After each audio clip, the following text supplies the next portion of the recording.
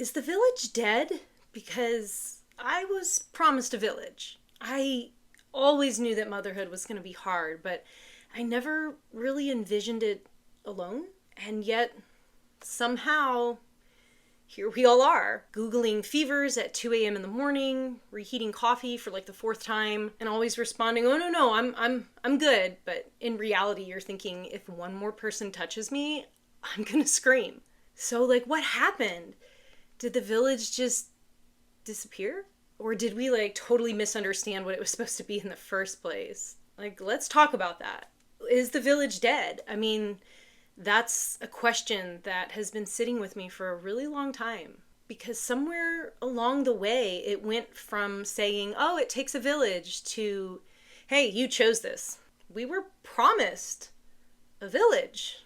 I mean, we were told stories growing up about aunties, just showing up, and grandmas at the door with cooked meals, neighbors who were like, just drop the kids off, and friends who knew what you needed without a formal request. And then we became the moms, and we realized that we're the village, and the mayor, and sanitation services, and emergency response, and also the unpaid intern. Most moms I know are not just tired. They're like bone deep tired. Mental load tired. Decision fatigue tired. The kind of tired where someone asking what's for dinner feels like a personal attack. The kind of tired where hiding out in the pantry eating a granola bar feels like a literal vacation. And a huge part of that exhaustion comes from the fact that many of us are doing this without the support system that we were expecting. Now, I mean, sometimes it can't be helped, The village is gone because of distance. I mean, families live states away, jobs relocate us, housing prices scattered us like dandelion seeds, and front porch chats, they turned into FaceTime calls. And while I am so grateful for that technology, FaceTime cannot hold a screaming toddler while I go try to take a shower. And then, sometimes the village is gone because of estrangement. And that's like a quiet grief. Because the truth is, not every family is safe. Not every relative is healthy. Sometimes to choose peace, you also have to choose distance. And that distance can cost you built-in support. I mean, that's strength, but it's a lonely strength. And sometimes, let's be honest, the village does exist, it's just not reliable. The let me know if you need anything village, the we should get together soon village, the I'd love to help village that disappears the moment that you say, okay, I need help. And that sucks. Because when you're drowning, you don't need a motivational quote. You need someone to grab the baby and say, hey, you know what? You sit down. But here's the really kind of uncomfortable part. Not every village disappeared on its own. Sometimes the idea of the village, it got misused. Sometimes support, slowly turned into expectations. Sometimes help stopped being appreciated and became assumed. I mean, a village is meant to support motherhood, not replace it. When village becomes a crutch instead of a community, people burn out. And when people burn out, they pull back. So now we have overwhelmed moms and no village. And hesitant, would-be villagers are really terrified of being drained themselves. And then everybody loses. Because the truth is, the village was never meant to be free labor. It was meant to be this kind of mutual thing. Reciprocal, built on respect. The whole I've got you this week, so you've got me next week. But modern life makes that hard. We're overworked, overstimulated, overbooked. Everyone is just barely keeping their own home in order. So that brings us back to the question, is the village dead? And I don't really think it's dead. But I do think it's different.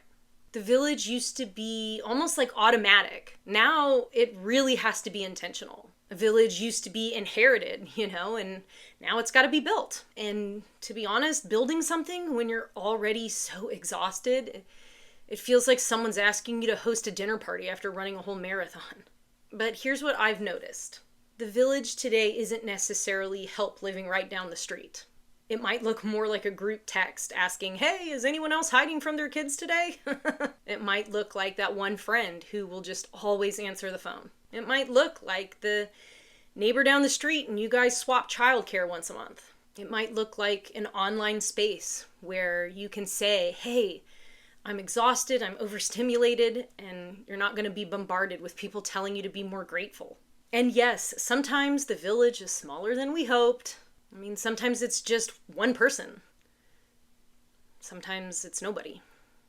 And that can be really devastating. But the lack of support is not your personal failure. It's not because you're unlikable or because you're somehow doing motherhood wrong.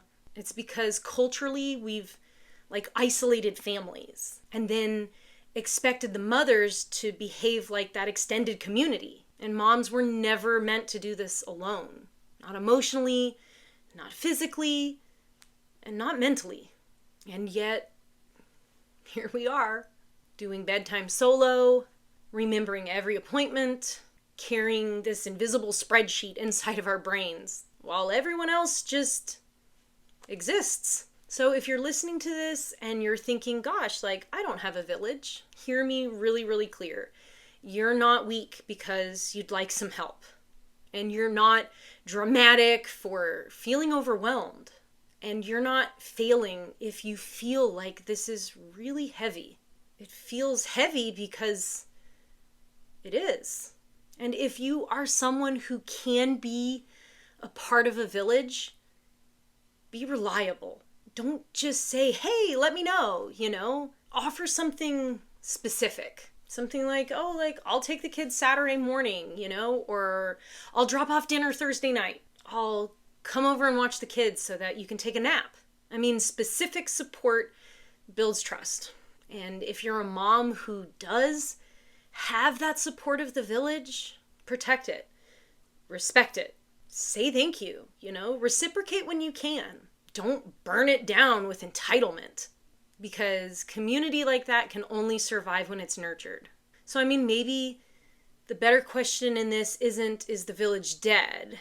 Maybe it's, how do we rebuild it without burning each other out? How do we ask for help without feeling guilty? How do we offer help, without feeling resentment? Because motherhood it doesn't need perfection. It needs connection. And maybe the village isn't actually dead. Maybe it's just waiting for us all to stop pretending like we don't need each other. One honest conversation, one boundary, one afternoon shared at a time. And until then, just keep momming, even if it feels like you're doing it alone.